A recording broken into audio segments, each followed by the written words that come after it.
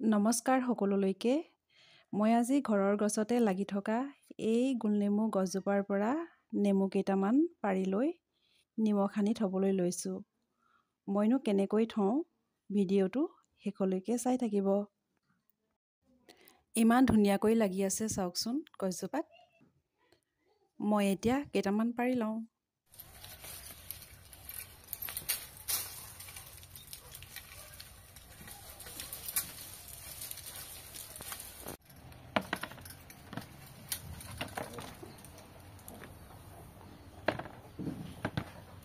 বলক এতিয়া আমি বনাওঁগৈ।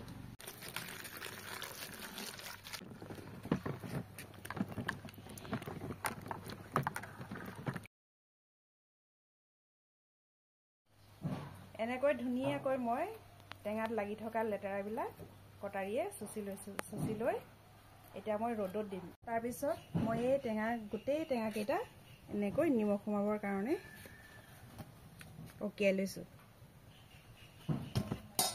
এই টেঙাটো চাওকচোন কিমান ডাঙৰ। এনেকৈ অকিয়াই দিলে মানে নিমখ সোমাবলৈ সুবিধা হয়।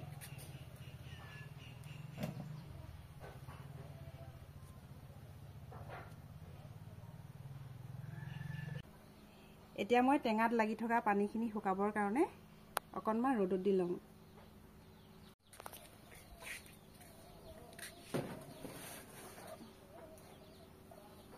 ধুনীয়াকৈ এতিয়া টেঙাকেইটা শুকালে চাওকচোন।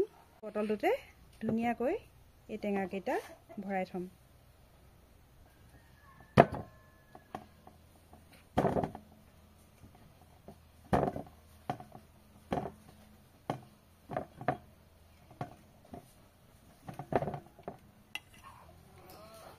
এনেকৈ যদি নিমখ দি ভৰাই থওঁ টেঙাকেইটা বেয়া নহয়, বহুত দিনলৈকে ভাল হৈ থাকে। মই নিমখখিনি গলি নোযোৱালৈকে কেইদিনমান ৰ'দত দি থাকিম। তাৰপিছত গলি যোৱাৰ পাছত ৰ'দত নিদিলেও হৈ যাব। ধুনীয়াকৈ সাফৰখন মাৰি থৈ দিলে টেঙাকেইটা ধুনীয়াকৈ ভাল হৈ থাকে। এনেকৈ যদি নিমখত দি টেঙা থৈ দিওঁ পেটৰ কাৰণেও ভাল। যদি বদহজম হয়, বদহজম হ'লে এই টেঙাৰ অকণমান যদি খাই দিয়া হয় তেতিয়া বহুত ভাল। এনেকৈ নিমখত থোৱা টেঙা যদি অকণমান খাই দিয়া হয় পায়খানা ঢিলা হ'লে বহুত উপকৃত পোৱা যায়। আপোনালোকে যদি নেখায় এনেকৈ খাই চাবচোন, বহুত উপকৃত পাব।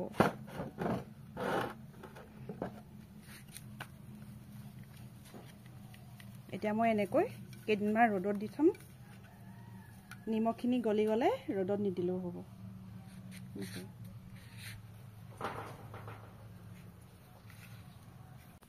ভিডিঅ'টো চোৱাৰ কাৰণে বহুত বহুত ধন্যবাদ আপোনালোকলৈ। আৰু কেনেকুৱা লাগিলে মোৰ ভিডিঅ'টো লাইক কমেণ্ট কৰিবলৈ নাপাহৰিব কিন্তু। আজিলৈ বাই।